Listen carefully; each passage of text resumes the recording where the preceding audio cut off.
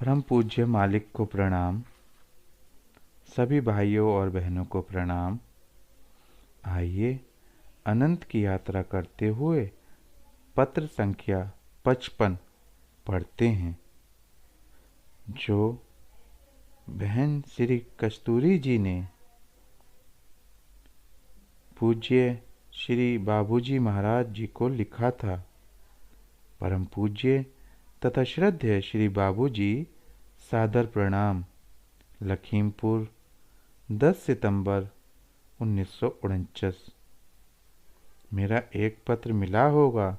यहाँ सब कुशल से हैं। आशा है आप भी कुशल से होंगे। मेरी आध्यात्मिक दशा मामूली है, जैसी कि मैं लिख चुकी हूँ।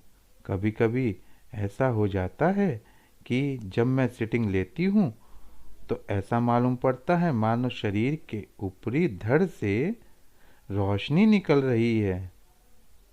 वह चमक कभी कभी किरण की तरह मालूम पड़ती है।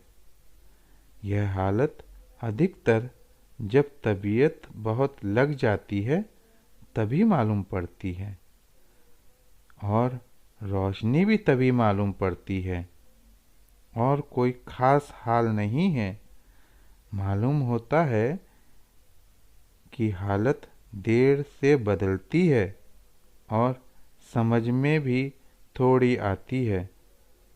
अम्मा आपको आशीर्वाद तथा बिट्टो व जिज्जी शकुंतला प्रणाम कहती हैं।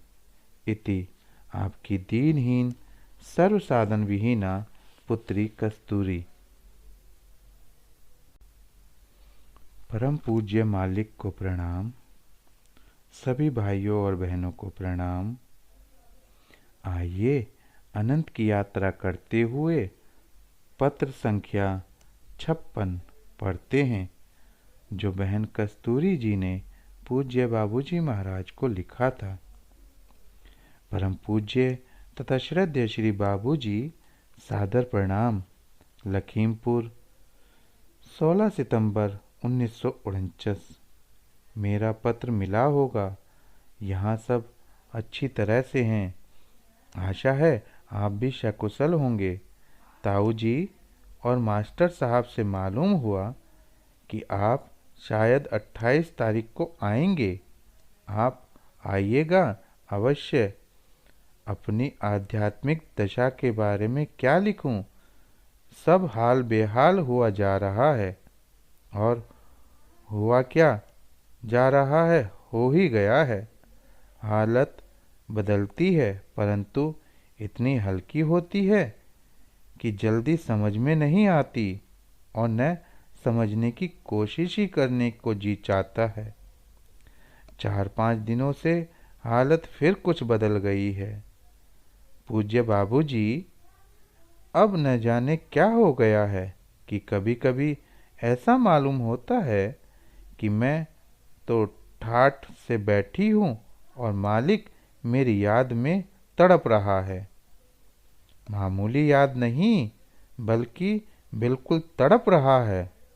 और न जाने आपने मुझे चीफ कमांडर बना दिया है कि ऐसा लगता है कि संसार में मुझे किसी का भय नहीं। कभी कभी तो यहाँ तक होता है कि ऐसा विचार आता है कि संसार की कोई ताकत नहीं जो मुझे अपने ध्येय तक पहुँचने में बीच में विघ्न डाल सके।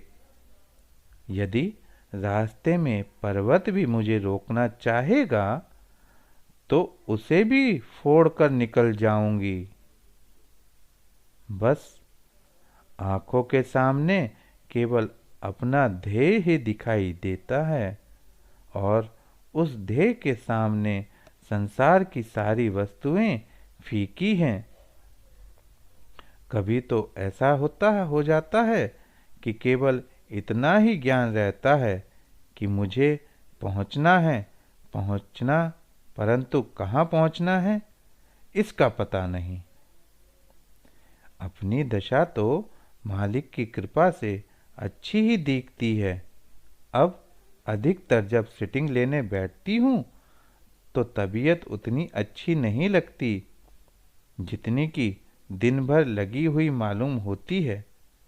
जब कभी जोश आ जाता है, जैसा कि ऊपर लिख चुकी हूँ, तो अपने अंदर बहुत ताकत मालूम पड़ती है, परंतु यह जोश कभी कभी भी आने पड़ता है और बहुत बढ़ने नहीं पाता, तुरंत ढीला हो जाता है।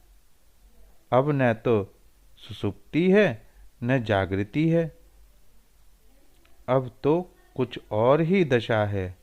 इति आपकी सर्व साधन विहीना पुत्री कस्तूरी।